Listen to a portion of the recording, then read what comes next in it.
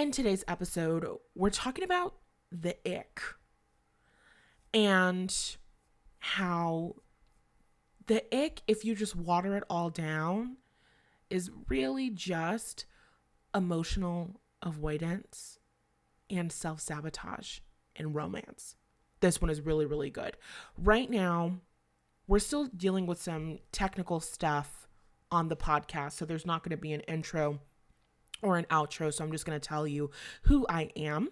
My name is Natalie Hughes. I'm a life mindset and manifestation coach. In this podcast, on my platform, and in my business, my job is to support you, the professional woman listening, who I refer to as Miranda. My job is to support you in creating an emotionally fulfilled, purpose-driven life in every aspect of your existence, whether it's in your career, your trailblazing, you're wanting to make a huge impact as well as a huge abundant income, or if you're wanting to focus on your love life and you're wanting to experience the highest level soulmate known to man. You're going to get every single thing that you need and more from this, the Naked and Noisy Manifestation Tools for the Professional Woman podcast. Okay, so let's get into it. Today we're talking about the ick, which I think is a silly concept. I have to be honest with you. I think it's a silly concept. I don't really have an ick, but I have experienced this phenomenon. Can we call it a phenomenon? Yes. I've just decided. Yes.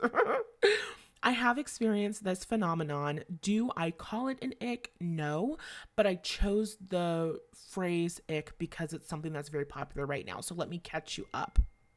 If you're not familiar, an ick, long story short, is something that a guy does, a little thing that he does, a little behavior that he does that just turns you off completely and turns you away from, oh my God, I'm so sorry, I hit the mic, turns you away from the guy. So, okay, I just looked it up. Let me give you an example. Biggest icks from sources across the web. This is according to Google. Chewing with their mouth open is an ick. Putting on a baby voice is an ick. Talking with food in his mouth is an ick. Being overbearing and rude is an ick. Being too clingy is an ick. Smelling bad is an ick. Being rude to a waiter is an ick. Being obsessed with their star signs is an ick. And having bad teeth is an ick.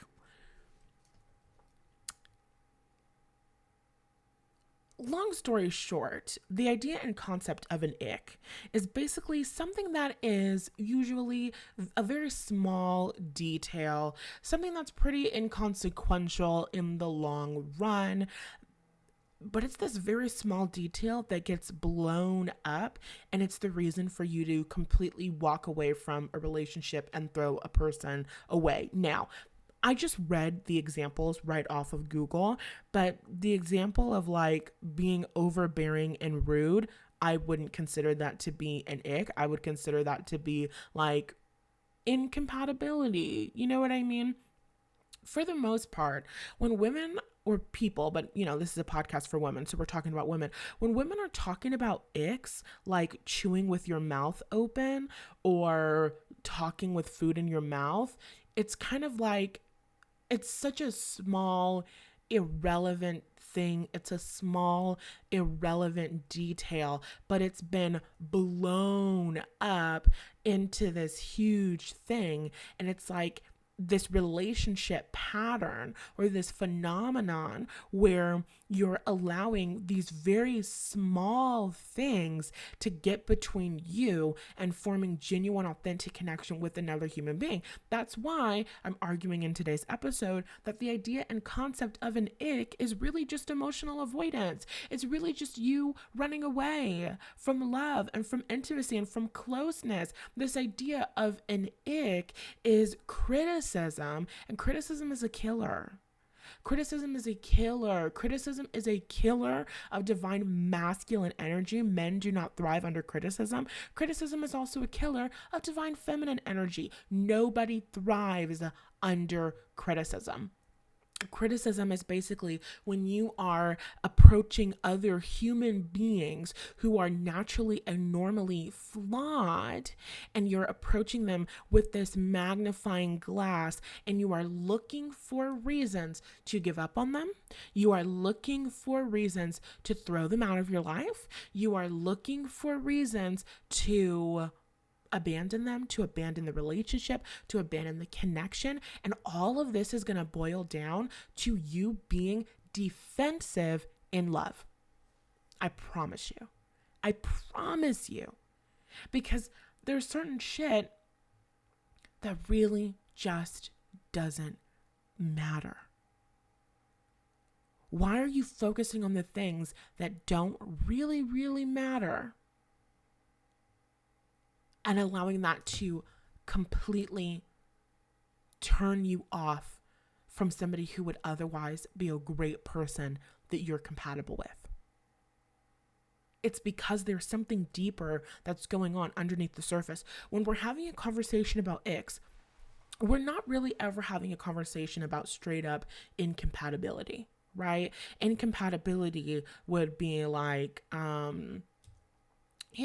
the way that we communicate isn't compatible. I don't like that he spoke to me in a rude, condescending way. I don't appreciate his communication style. This relationship is not going to work. Like, that's an incompatibility. An incompatibility would be like, he wants to have children and I don't want to have children, or he doesn't want to have children and I want to have children. That's an incompatibility.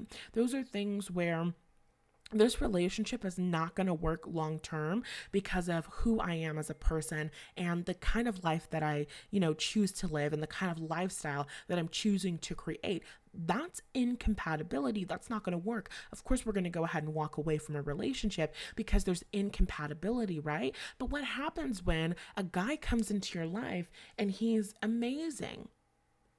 And I have to be honest with you, there are some amazing guys out there in the world, but you cannot see them because parts of you are afraid. And I absolutely have done this. Years ago, when I was having my promiscuous but not promiscuous phase, right? Oh my God.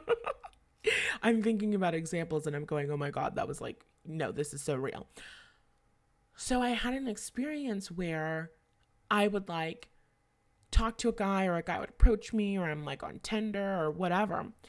And, I'm having a conversation with the guy and the guy says one thing that I don't like.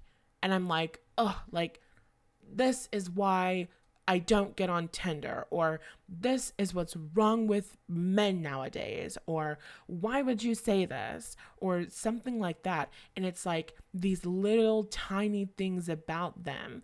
Okay, so I had a guy. Okay, fine. I'll give the example.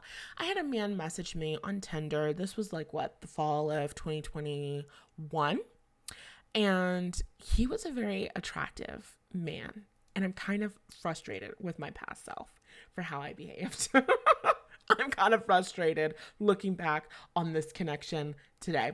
So in 2021, he messaged me, and he was a very attractive young man, and we matched on Tinder. And when he messaged me, the first thing that he said to me was, and I could find this if I scroll through my Twitter, if I scroll through all the pictures that I've ever tweeted over the past several years, I could find it. But he said something along the lines of like, what I like about you is your face and your feet and your body and your this and your that. And he just listed off a whole bunch of physical characteristics of mine that he was attracted to. Now, at the time, and like, yeah, I did have pictures of my feet. No, I don't like how that came out. I did have a video of my foot in a stream that I would go hiking at when I lived in Georgia. So it's like, yes, my feet were there and my feet are gorgeous and beautiful. And I am open to receiving compliments on my feet because, yes, but that's not the point. The point is, yes, I had all of those pictures on my profile, but when I saw that message, I was like, oh, this guy only wants sex. He didn't even say hi to me. He didn't even ask me how I was. He didn't ask me out on a date. He's just jumping right into all of the physical things that he's attracted to me. I'm never going to talk to this guy. I got the ick from this guy who was like really handsome, really attractive. He was really handsome. He was really handsome. Not the most handsome guy that I've ever seen in my life. Not to like discredit his handsomeness, but like he was really attractive. I could have done something with this, but I didn't. And I said it was because I got the ick from the first message that he sent. I thought that the message that he sent was absolutely unacceptable.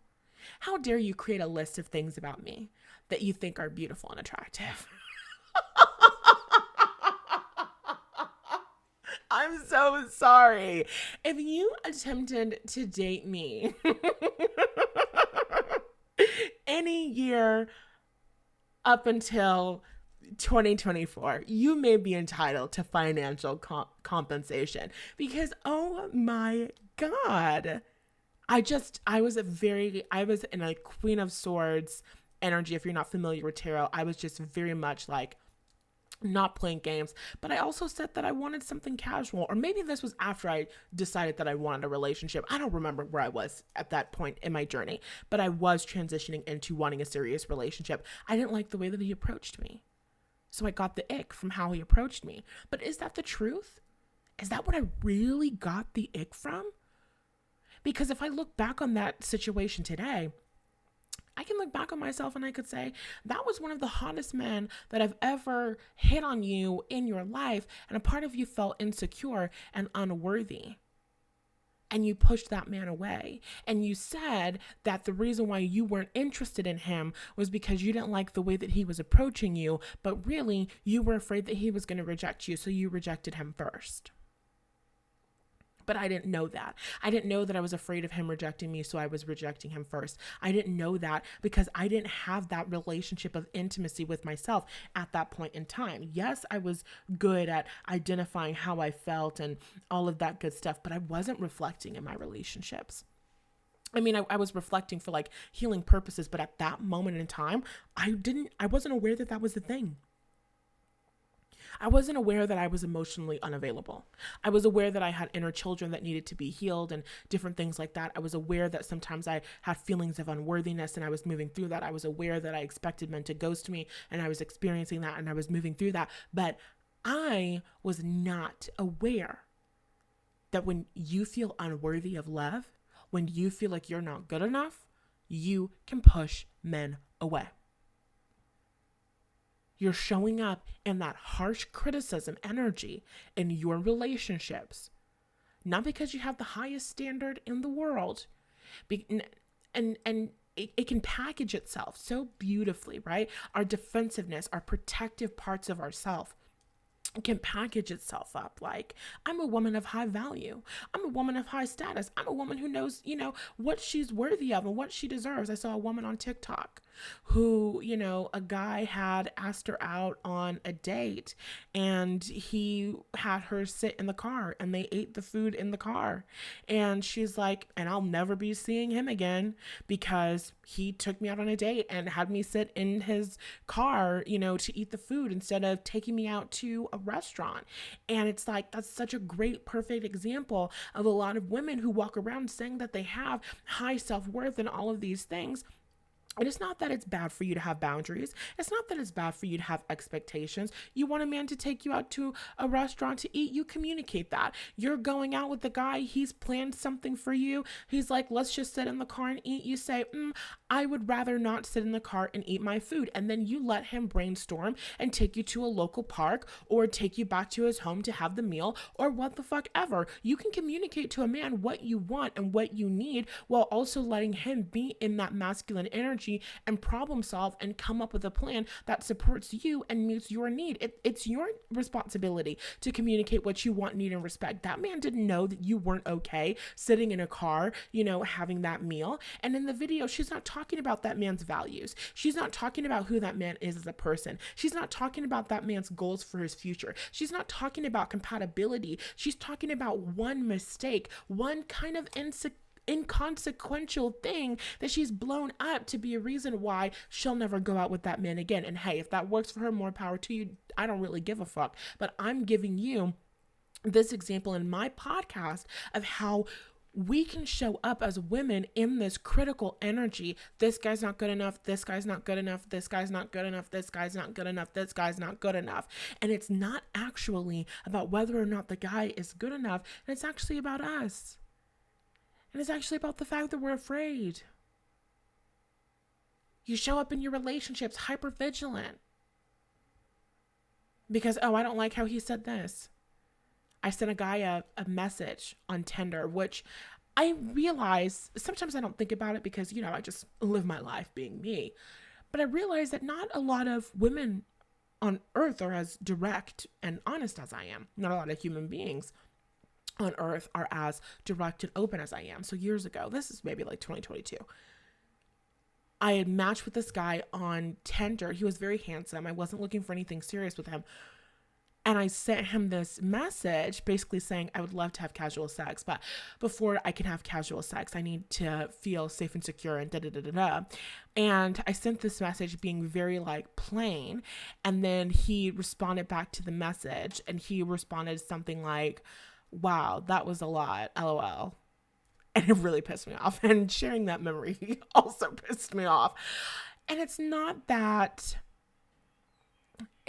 you have to be okay with things that you're not okay with, but it's that I can look at that situation now and I can say, you kind of approached your relationships with men already on the chopping block, right? When you're showing up in a defensive way, it's like men, you've seen those tweets online and shit where it's like men need to start in prison and they need to work their way out. That's what you're doing in your relationships. You're starting them on the plank, and it's like over time, you need to prove that you're worthy of coming down off the plank, and that's a defensiveness. That's not being open, and you're going to find whatever it is that you're looking for. So when you're looking for things that are wrong with the man, when you're looking for things to be turned off by because you're in that protective mode, even if you don't consciously know that you're in that protective mode, because you've got those subconscious wounds, you've got those subconscious beliefs that men don't care for you. You've got the subconscious belief that men can't take care of you. You've got the subconscious belief that men are unsafe.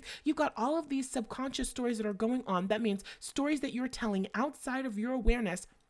You've got all of this shit going on in your subconscious mind, and that's manifesting as you consciously being like, I don't like how he said this to me. I don't like the message he sent. I don't like his grammar. I don't like that he used the wrong there, which, there are some things that and maybe no, if a man used the wrong there one time in a conversation, that would not be an ick for me. But if it was a constant thing, then I wouldn't call anything an ick, but it would just be an incompatibility in our communication styles. That's what that would be. Anyway, what's the point? The point is, there are these things, these human things, these normal things, these variations between, different people who are coming from different cultures, where if you're not actively seeking to understand what's alive within your subconscious mind, if you're not actively seeking to show up to your romance, your romantic life, your potential partners with an energy of being open, with a positive expectation, you will find these small inconsequential things and you will blow them up into huge things, and you will use them as an excuse to walk away. You will use them as an excuse to push the guy away. You will use them as an excuse to say, nope, this is another bad seed. Nope, this is another bad one. And that might not even be the truth.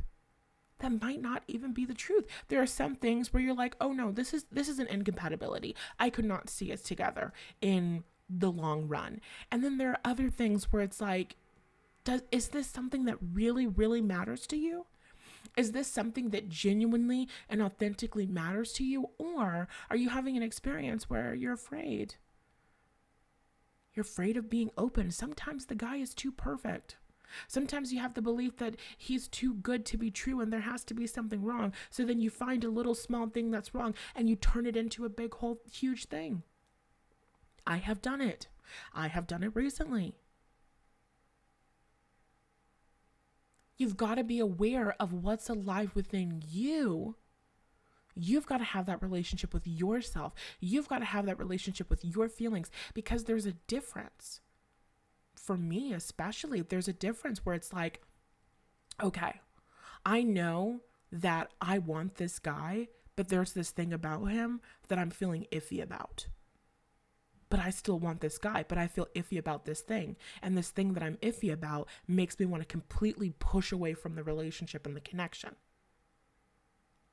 When I feel that internal conflict around it, that's how I know that there's an inner child being triggered. That's how I know that there's an old story. There's something going on here that's not right. When I'm ready to walk away from a relationship, when there is really incompatibility in a connection with a man, I can get myself on the same page really easily. Really, really easily.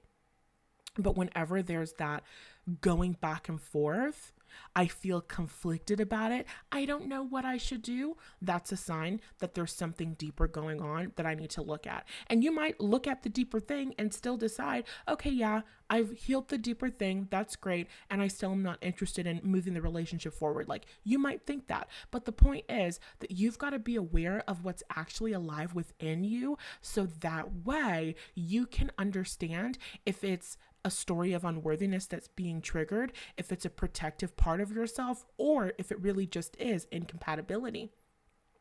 Because if you've got these protective parts of yourself that you're not focusing on, that you're not healing, that you're not shifting, then no matter who you attract, no matter how good they are, no matter how much money they make, you will always find something that's going to give you the ick. You will always find something that's going to make you walk away from that relationship and that connection, right?